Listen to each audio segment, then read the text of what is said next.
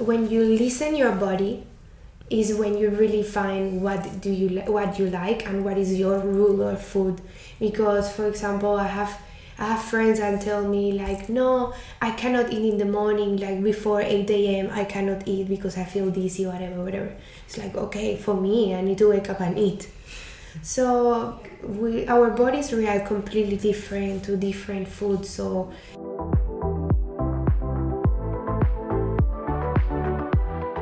hi everyone, and welcome to the podcast Fly with Mel. I use this podcast to talk about all the personal development that we can get by living far from home. I tell some stories, but most of the time I invite people that I meet along the way to share their own.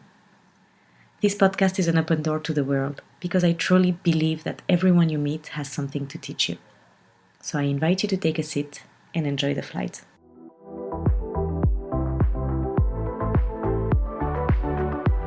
Hello everyone, and hello Dani. Thank you for being here. Thank you so much for having me. I'm so happy to be here with you. You're happy now, but let's see how you are at the end of the podcast. Wow. Okay, we'll see.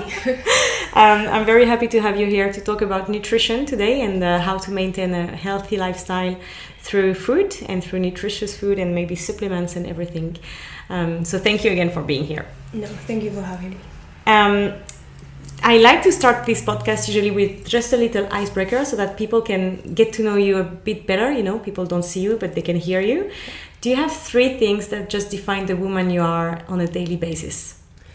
Well, I think I'm a people person. I learn a lot from people.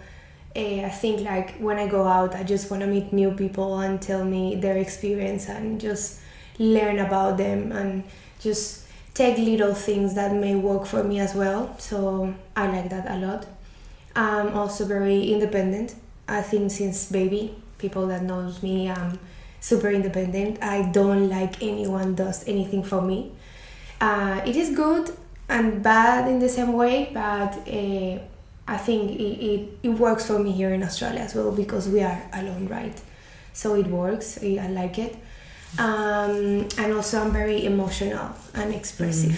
I think any movie or anything I'm reading, whatever it is, I can cry and I can have thousands of emotion in a day, in an hour.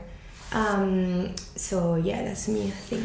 I love it. I see a lot of characteristics that we have in common. So I'm like, oh, okay. Beautiful, beautiful. So I can hear an accent. Where are you from? I'm from Colombia. Colombia. Yes. Okay.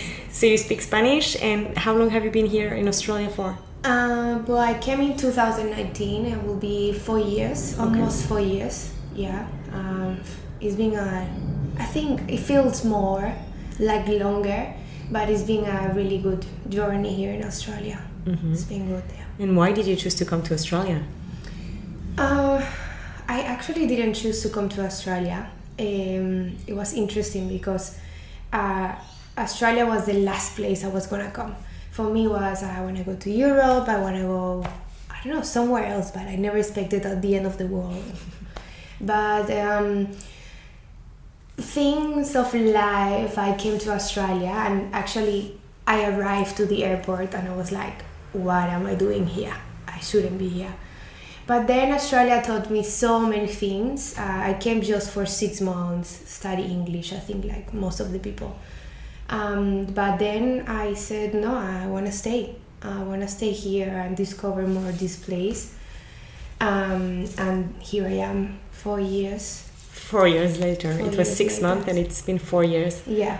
What would you say Australia taught you? I know that it can be a lot of different things, but if you would say maybe 2 or 3 main things that Australia taught you so far.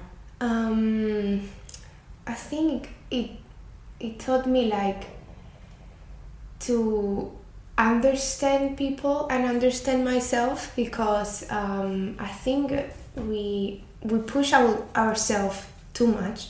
And here you meet a lot of different people, different cultures. That, for example, in Colombia, you're very, it is very close. So you're just with your culture, and that's it. You don't meet people from other places. So here, as I told you before, I like to learn from people. So I've been learning a lot of okay, chill, Danny. I think you can do well, and if you have mistakes, it's okay. And I think that's one of the things. Also, it taught me that if I don't fight for something, nobody will fight for me, right? So I think when you have it all back home, and here it's like, wow, okay, so what am I gonna do? So it's something I really encourage everyone to travel because you can really do, you need to fight for your things, and no matter how, but you have to do it. And I think other thing is that there's more out there. Like I think the three ideas come very go together. But this one is there's so many things out there that to discover. So it's good to get out of your comfort zone and just come to a new place and stay there. Definitely. And discover. So yeah, I love that because it's exactly what we are doing as a traveler. It's like starting everything from scratch, without any help, without any external help. So it's like fighting for yourself, and then you can be so proud about your life and the life you're creating. So about the life you're creating, you, Dani, I know that you're studying nutrition. Yes, nutrition science. Yes. Nutrition science.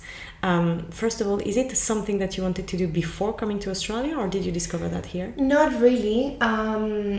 Before coming to Australia, I was studying psychology. I did 3 semesters of psychology, and then when I came here, my plan was study the 6 months English and then come back and finish my career. But of course, I stay. So for me, it was like the option of, should I keep going with psychology or should I change to something else? Psychology here is not the best. I didn't find it like the best option because psychology here is more like a counseling, and I didn't want to go to that path. Counseling, yes. Yeah. Okay. So I said no, I think I'm just gonna go for nutrition because it's something that I feel passionate since really young. I started to do my own diets. That is not the best thing you should do, but I started just to do my own diets, to read, to search what should I eat, what should I not, and then started to go to the gym and that. So I feel I found it interesting and that I wanted to know more about it. So that's why I choose nutrition right now. And that's why I'm in nutrition. And you wanted to become maybe a nutritionist? Yeah, definitely. I think for I when you start a career, you're like, okay, I'm gonna start this, but I don't know what I'm gonna get. When I'm gonna get there. But for me, it's wow, nutritionist. Wow, yeah. And can you just tell us exactly in your own words what is a nutritionist? Because I know we talk about. I struggle to define the difference between a dietitian and nutritionist, and then Well, actually, I didn't know the difference either. But here, you have to study nutrition, and to be accredited, you need to specialize to be a dietitian.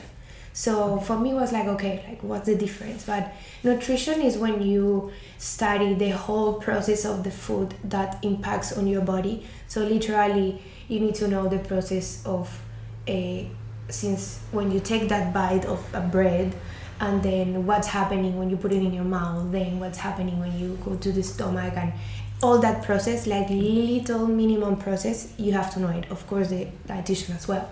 But the difference there is that the dietitians also are more specialized in I think more disease. They study more into there's dietitians, they specialize a lot in diabetes. Okay. And all around more diseases than just referring you a plan or a meal plan. Okay. So it goes more deep. Yeah, deeper. So the goal of a nutritionist would be, if you want to lose weight, let's say, you go to a nutritionist who will just give you a plan. Not just weight, if you want to have a health lifestyle, something that you want to have a goal of in the gym, or yeah, or you want to lose weight, like 100% a nutritionist. But if you're starting to have more health problems, I would recommend to go to a dietitian because they are more specialized on those problems. Yeah, I love that. I'm becoming more and more passionate about the topic of nutrition because I'm reading a lot about longevity and maintaining a healthy lifestyle to be, to live longer and healthier. And I know that, and I know from a fact now, since I see what I'm giving to my body and how my body is reacting to it, that the food is like plays such a big important role so important in your day-to-day basis. It's just like it gives you so much fuel, energy, and just like in terms of your the quality of your sleep, the quality of your mood, the quality of your emotions, all of this kind of thing. So I love what you're saying about not just losing weight, but reminding everyone, that nutrition is also just about having the basic healthy habits that can help you to have a healthy life and happy life.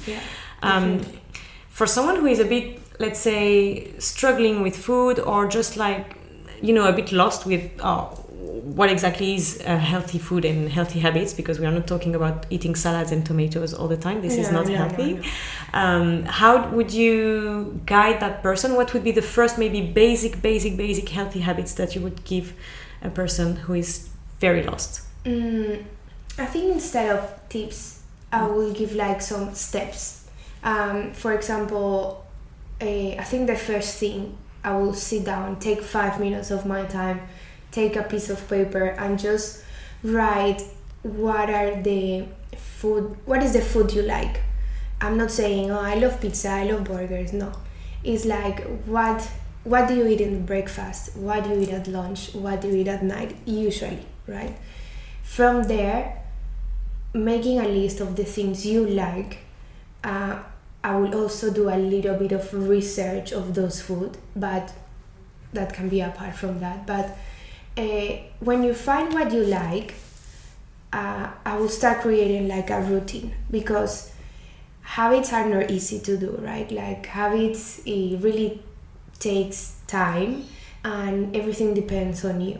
Like even if you can go to a nutritionist and they can give you a list of things to eat for a whole month, but if you don't have the initiative to really do it because you have a goal, because you want to be better, you want a healthy lifestyle, it's not gonna work. So for me, I think is find what you like, because if you eat something that you don't like, you are not gonna do it. So find what you like. For example, what do you eat for breakfast? These days I eat savory breakfast, so I eat like eggs, I would put salmon, avocado. So you are more like salty. Yeah. Now, I'm trying to change it now to salty. Yeah. So analyze that. It's like, okay, I think I prefer more sweet in the morning, so I have the energy. It's like, okay, so what can I find in the morning that, I don't know, I have oats with some sweet and honey that can give you that sweet and is healthy.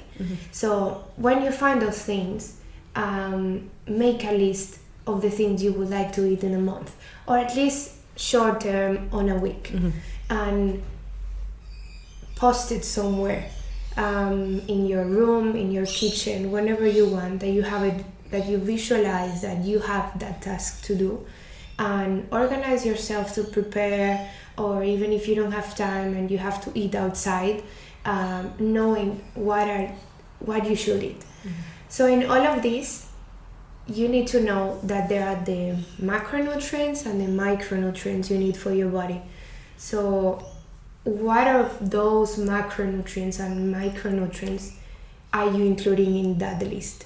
So can you define a bit more what is micronutrient and macronutrient? Yeah, so the macronutrients are the nutrients you need the most in your body. So macronutrients are the carbohydrates, the fats, and the protein. That's like the main one you need in your body. But the micronutrients are the vitamins and the minerals that you need it in like less portion in your body. Smaller. But none of them are made in your body. So you needed to have it from outside, in this case from food. So in those people that start saying, no, I want to stop carbs, but you really need carbohydrates to give, that's the highest energy source of your body. So you really need to eat your carbs. So it's not quitting things, it's all the portions and how you can divide it to have it in your breakfast, in your lunch, and in your dinner or in snacks, but that at least you are having all of them. Is there a difference between the type of, for example, macronutrient you choose? So, for example, let's say in carbs, is there a difference if you choose pasta over fruits? Yeah, there's a difference because pasta, it comes from cereal, so it's another type of carbs than a fruit, because fruits, they are giving you more glucose, more energy, and they are fruits, so they are really good for your body. But you cannot eat pasta your whole day. So I think you can eat fruit every day, all day if you want, a little bit, but you cannot eat pasta a whole day or a whole week. Sorry for the pasta lovers. Well, if you want a healthy habit. Yeah. I love pasta, but yeah. So yeah, it's like to understand like what would be the difference. I wouldn't take the fruit like a portion as a carbohydrate, because they are not a portion of carbohydrates. They offer you a bit of carbohydrates, but they are not your portion in your meal as a carbohydrate, like a rice, or if you want to eat a little bit of bread, or if you want some oats in the morning, that will be like the source of carbohydrates. Yeah, that would be like the difference. Okay. What do you think about calories and being aware of the number of calories you have? I'm not saying about counting or everything, because we're not just talking about losing weight. We're just talking about maintaining a healthy lifestyle. What do you think about calories? Well, you need calories. Calories are the energy you are consuming in your body. So you do need calories. Do you need to be aware of the amount that you have in the intake, etc.? Do you think? Well, if you want to get that deep in counting calories or checking the back of every single thing you are eating, how many calories I'm eating, okay, I'm gonna count. Well, you should have maximum of 2,000 calories per day, right? But I wouldn't recommend that to a person that is trying to create a healthy habit, because that will just confuse you, no? So, but I think calories are important. Just it's good to know where, like from which food you should take those calories. So, of course, if you take a burger, you are taking your calories of the whole day. So just eat the burger and that's it. So it's better to take a little bit of all the calories from everywhere, that you can make your calorie intake per day. So yeah, I like that. I really like that, because I think with the current culture and the fitness industry, for example, if you're really into that, everyone is talking about calorie deficit and count your calories and track your calories. But I think if you have a goal now, I think, it's different. Of course. I think if you have a defined goal, it's very different, and yes, go for it.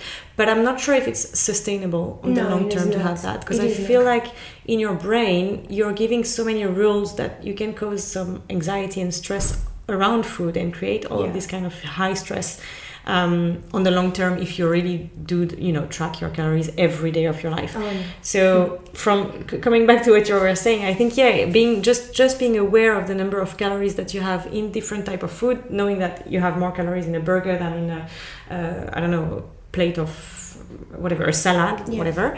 It's just that can maybe help you to know exactly and balance the food that you have in your body. Like I think if you realize you can actually have Caesar salad and then the calories of a burger, and they can actually be the same amount of calories. The problem there is that it's better you have a Caesar salad because you're having your veggies, your protein, and your carbs together, right? So it's okay to have the same amount of calories, but at least you're having your full nutrients in a plate than in a burger. Exactly. So that will be like the difference. Yeah. Calories and calories and stuff. I love that. What do you think about? So let's just step away a tiny bit from the calories, but let's just talk about fasting, because So you can be aware of the food that you have in your body. And I'm really enjoying the fact that when you start to listen to your body, you can have, now we are also talk about the intuitive eating, this kind of new kind of diet culture. And we talk a lot about fasting, intermittent fasting, or just fasting in general. Yeah. What do you think about that? Well, I actually think fasting is amazing. Like, it's a really good tool or diet, if I can call it like that, diet, because it has a lot of benefits, but well made. Like, you cannot make fasting because you just decided to stop eating and then that's it, because it's not like that. It's of course I will always recommend to do fasting with someone that knows, like a doctor or a nutritionist, but there's different type of fasting. So there's like the 12-8, 16-8, the 24-8.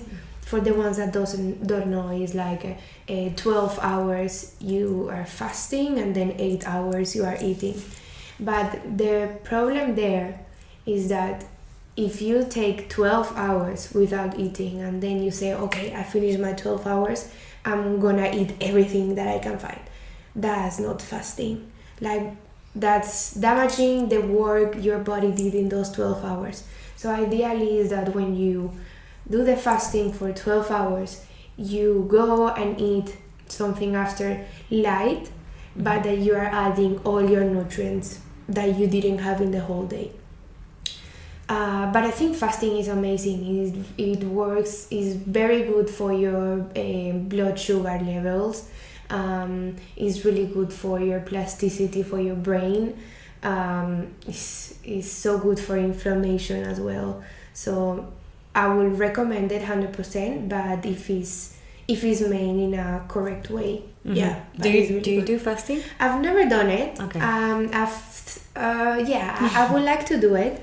It's just I love food so much that it's complicated for me to spend 12 hours no eating. Yeah. And also because I'm a person that I'm using a lot of energy in my day, and I'm not saying that fasting will, it will reduce a bit your energy like while your body gets used to it.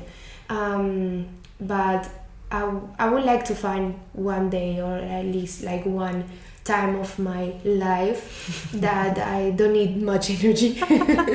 I'm pretty sure you can find that, like just one time in your life.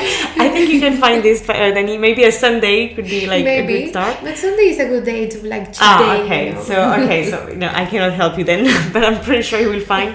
But you want to do the 24 hours fasting No, okay? No, I wouldn't do the 24 hours. I will. That's another thing, that if you want to start doing fasting, I wouldn't go straight to the 24 hours. I will go slowly, at least 6 hours fasting, then 8 hours fasting, and slowly your body adapt, and I think it will be better. You can reach the 24, 72 hours if you want. Yeah. But I will go slowly, yeah. Yeah, okay, that's good. Maybe intermittent fasting. Next time I see you, I'll ask you. Yeah. Did you do that fasting? Did you try? Not yet. I will try. Have you done it? Yeah. I'm doing a lot. I'm doing intermittent fasting during the week because I find it easy, and I feel like when I fast, like when I have, for example, let's say my last meal of the day, I don't think about food anymore. So I'm really focused on my task and everything. Mm-hmm. And I fast on I do have breakfast, and then I have my dinner very early. So that's what I like to do. Good, yeah. And so, but it works for me. Like, it's been a year that I'm doing this, and I don't have any bloating as much as I used to have. Like, it's insane. In terms of energy, I feel like I have a lot of energy in the morning because that's where I put my breakfast, and I focus all my calories intake in that. And I don't have cravings. I don't think about food as much as before, Like, before I used to be like, oh my God, okay, when is the next meal? What am I going to eat for dinner? What am I going to, you always think of it. But I feel like when you just, when you know that you have a short window of time to eat, you organize yourself a bit better maybe. And also, you know that when it's done, it's done. That's it. There is no more food that is entering your body after a certain time. Yeah. You can, then your brain, this part of my brain is shutting down, and I can just focus on everything else. So yeah, it helped me a lot. But then in the weekend, no, I don't do fasting because it's very hard. Then I still want to social life, and we all want that. I just want to add to that I wouldn't recommend fasting to people who are having some troubles with food, because I think it can maybe increase the trouble that you have with food. And talking about that, is your role, like, when you will become a nutritionist, if one day you do become, and I really wish you that, but with the studies that you're already doing anyway, I'm pretty sure you can already help a lot of people around you. How would you help someone who struggles with eating disorders? I know it's a very big topic. I put a disclaimer here. We are not doctors. If you're having troubles and struggle a lot, we really invite you to see someone and to seek for medical help. But having Dani here today, I'm just taking the opportunity here to ask you, as a person who is studying nutrition, what do you think about that, and how can we help? Well, as you say, it's like a big topic, right? Because those disorders are not only with food, it's like mental health issues, right? But a nutritionist definitely takes a big role in like a group of psychologists and doctors and nutritionists. But the role of a nutritionist there is how to implement how do you make that person to make a good relationship with the food. They have different perception of food. So how, like, the nutritionist goal in these things is to implement like a good meal plan, but that they can adapt to their way of thinking and relationship with food. But yeah, of course, I think a dietitian will do better, 100%. But nutritionists definitely take a big role here. Yeah. So it's not just about the food itself. It's really sometimes about traumas and stuff that you have to heal. Everything else. Mentally, because they can actually eat good. Yeah. But if you still having some mental issues with the food, it's very complicated to treat someone that doesn't have that relationship with food yet. So it's a very complex topic. Yeah. And because I see a lot around me, people who are afraid of food, and sometimes I'm trying to, with my zero knowledge in nutrition, but just knowledge in terms of like, what is a good food, what is food that is bringing you energy, and how can you just bring good food that you like, like I told you, I always recommend to find the food we like. Yes. Because normally nutritionist or anyone can tell you like, no, eat this and this, it will make you good. But you're like, but I don't like broccoli, Like, why you will have to like it. You will have to like it because you have to have your veggies. And it's like, no, really. If you don't like broccoli, there's thousands of legumes, vegetables that can replace a broccoli. So it's to find what you like and how do you create that habit with that. So would you say there is no rule in food? It's you make your own rules? 100%, because I think you mentioned before that when you listen your body is when you really find what you like and what is your rule of food. Because, for example, I have friends that tell me like, no, I cannot eat in the morning, like before 8 a.m. I cannot eat because I feel dizzy, whatever. It's like, okay, for me, I need to wake up and eat. So people our bodies react completely different to different food. So I think you make your own rule of a healthy habit. I agree with that. I think there is no one way. No. It's really that, like, listening to your body, because we all have a different life. So some people have a lot of energy during the day, some people need a lot of energy at night, you cannot really rely on diet culture. That's what I would say, like a specific diet and special thing. Like, yes, if you're aware of maybe calories intake, if you want to lose weight or reduce, I don't know, like your blood sugar level or this kind of thing, yes. But a specific diet culture to follow, or this kind of diet program that we used to have in the past, that everyone would sell us, like the summer bikini body diet, whatever. It's just like, I would just say stay away from that, because maybe it's gonna work for your friend, but it's not gonna be not for you. So just maybe listen to that. Let's talk now about a new topic. I mean, I say a new topic for me because I just discovered that not so long ago. A lot of people around me are talking to me about different type of supplements, and you should try to check supplements because it can give you energy, it can give you a good skin. A lot of people talk to me about collagen. Today, I just want to talk about supplements as a whole.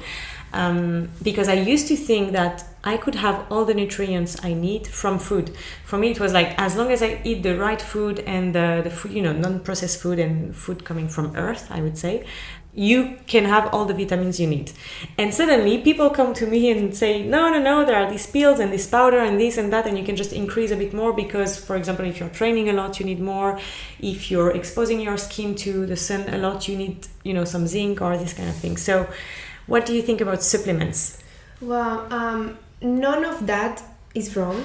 Like, you are completely right. If you have a healthy habits and you eat well, you may not need to go and take some supplements, right?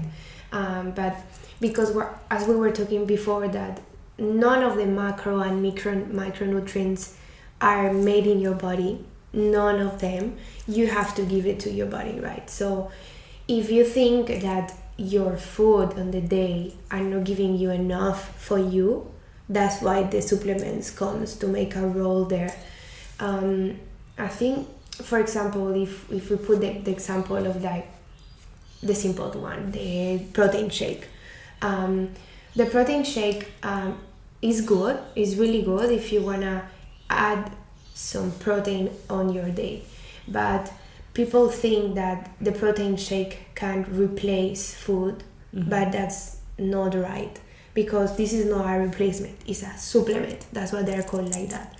So if it's like, okay, now I'm not gonna have my breakfast, so I'm just gonna have a protein shake. It's like, no, have your breakfast and you just add a little bit of protein with a protein shake. It's not bad that you add supplements to your diet, because at the end there are some vitamins and minerals that you need for your body. So I think it's just like a balance of, as you said before, if you do a lot of exercise and you like spend a lot of energy in your day, I would recommend to have like calcium or some magnesium for your bones if you want to make it stronger, or if you want to have some creatine and improve your exercise. And like, I think supplements take a good role in your diet, but depends as well on your goals. But you are right. If you eat well and if you have all your nutrients in your day, you don't need to have any supplements. Just of course, if we're getting old. No, nobody's getting old. Well, we are growing up. Exactly. And our cells are getting older. So we need to help them for anyway. So if you have a good, if you eat well, it's good. But you can add some, like what you said before, the collagen for your skin, for your hair, for your nails, vitamin D, or also when you have another goals. For example, if you are pregnant woman needs to have a bit of extra help, because your body is trying to adapt for a new body, like a little baby there. So it will need an extra help of supplements. So that's why I think supplements are not bad. It's just to take them in the right way, in the right time, and not overdose. When do you know that you think that you need supplements? I don't think you will know. It's just something you want to add to your daily day. But of course, if you make like a blood test and they tell you your iron is low, it's like, okay, I will need to eat more broccoli, because broccoli is high on iron. Bringing back the broccoli. But you will have to help yourself as well with some supplements to get to the normal range of iron.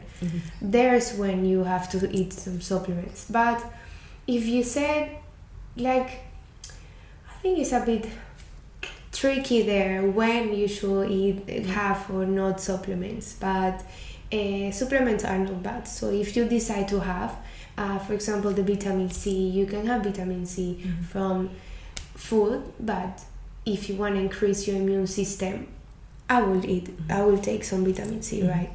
So are those just those things depending on what you want for your body? And then I guess it's just a cure, right? I mean, you don't take supplements for forever. Is it just like you take iron for 3 you months? You can take supplement forever if you want, but as I told you, like a normal and regular doses. Like there's people that take supplements and this because I'm gonna get better and my hair is gonna get better, and it's not like that. It's just your body reach a point that will adapt to that protein or to that vitamin. But I always try to have supplements like at least 1 month, then I do a little break and then I go again. If I see it didn't work, if for example for my hair, biotin or collagen, I just change and try different brands as well. And I would recommend always to read the back of all the vitamins, because you never know what's in there. And also, make research. If you want to have supplements, just make your research and go deep into it. But they are not bad. They are really good for your body as well. They can be our friends. Yeah, definitely.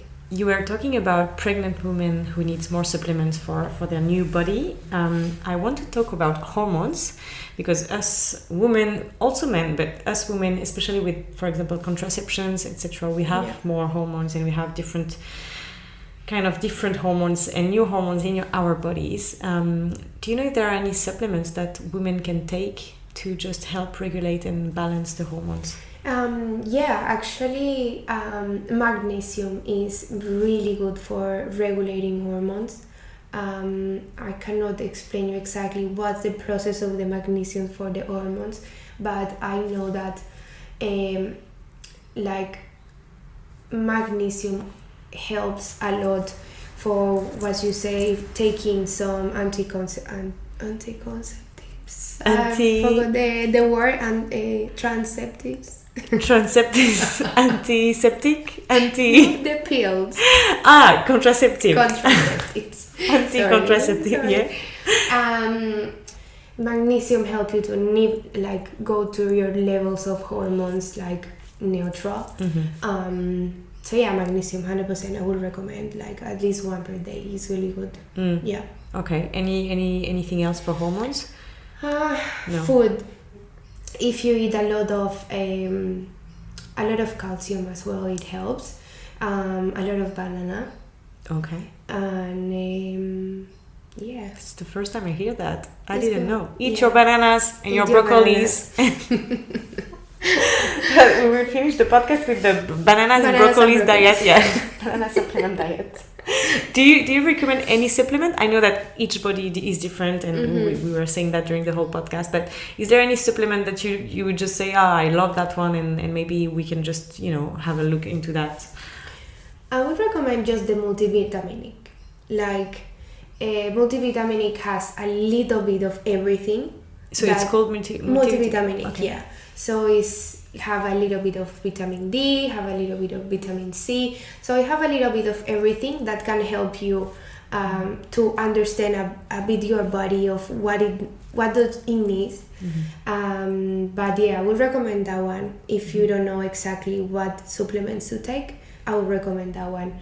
And collagen is really good. Okay. After I think 21, we stopped producing collagen slowly. After 21 years old? Yeah. Okay. So collagen is really good for your skin, for your eyes, for your hair, for everything. So it's good to have some collagen. I would recommend the powder that you can mix in anything, even in your protein shake or in your juice in the morning, in your coffee, anywhere. So I would recommend those two. Yeah. Do you think that if you try a supplement like collagen, okay, let's say you take collagen for 6 months and suddenly you stop, what happened in your body? Do you know what would happen? Well, like something bad wouldn't, but then you will feel it, because if you've been 6 months giving something like fuel of something to your body, when you stop, you will start like, okay, what's happening to my skin, or so it's, I think 6 months your body already adapt. So you will see that difference definitely. Okay, so if you start, it's a commitment. It's not like... That's why it's better to do it like 1 month, yes, 1 month, not like just 6 months straight away. But there's people that do it and take collagen for their whole life. So would you say that since you study nutrition, your life has changed in terms of all your all your food habits? Yeah, definitely. Yeah, it has helped me a lot, because I don't know, as I told you before, I was creating my own diets when I was 15 years old. And right now, was it the broccoli diet? I used to hate broccoli. Okay. I started to eat broccoli here in Australia. Okay. So, yeah. I've learned a lot of what to add in my body, and I listen my body. So I think before I was not listening my body. I was just putting whatever it is because I need my veggies, I need my fruits and whatever. But now I really know what's happening in every process I'm doing. Like everything that is happening right now in my body, I understand now what's happening. So I started avoiding things that maybe is not good for me, is good for you maybe, but not for me. So yeah, I think it helped me to listen my body more than before. Yeah, definitely helped me. Okay, yeah, no, that's good. And you were just coming back quickly on the listening to your body. How do you assess your body when you feel like something is wrong? You know, like, I don't know, you're bloating or I don't know, something is wrong. How do you know, and how do you assess your body? Well, I think first with like your energy, because if you feel that, I don't know, I feel that I don't have much energy today, I don't know what's happening, what did I do today, what did I eat today, so it's like I think I didn't have breakfast, I forgot to have breakfast, like, okay, so how can I get better? So those things that you realize, like, okay, I think I need a breakfast every day to feel this and the energy I want to have. So that's when you started to listen your body, or it's like what you say, bloating, or I think like slowly you understand what makes you good and what makes you bad. And assess what are you eating. Okay. Assess what you're eating, listen to your body, and eat your broccolis. And bananas. And bananas, true. Thank you, Dani. I want to wrap up this podcast just by coming back on you. What is your goal at the moment? What are your career goals, if I must say, with your these studies, these nutritionist studies? Well, my goal, I want to open my own business. I would like to combine my psychology studies and these nutrition studies together, because they really go together.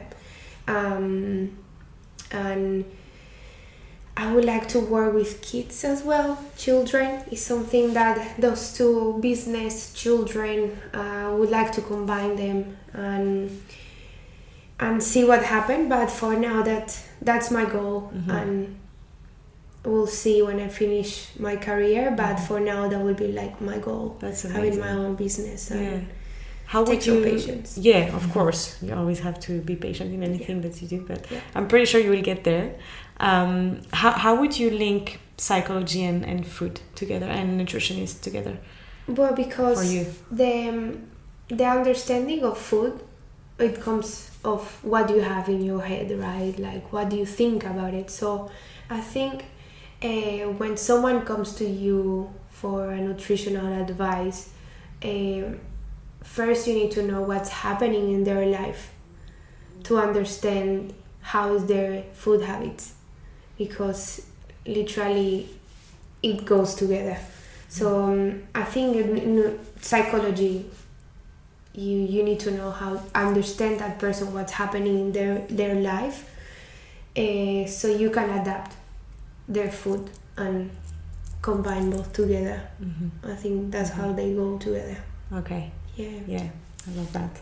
Thank you for sharing all of this, Dani. No, Do you have thank any last advice that you want to share to people regarding their food intake, healthy habits, how to create a healthy life through the nutrition that you give to your body? I will just say to listen your body, make your research, definitely. And when you listen your body, you will find amazing things. So sit down, take your paper, and do your little steps. It will work, but it just depends on you.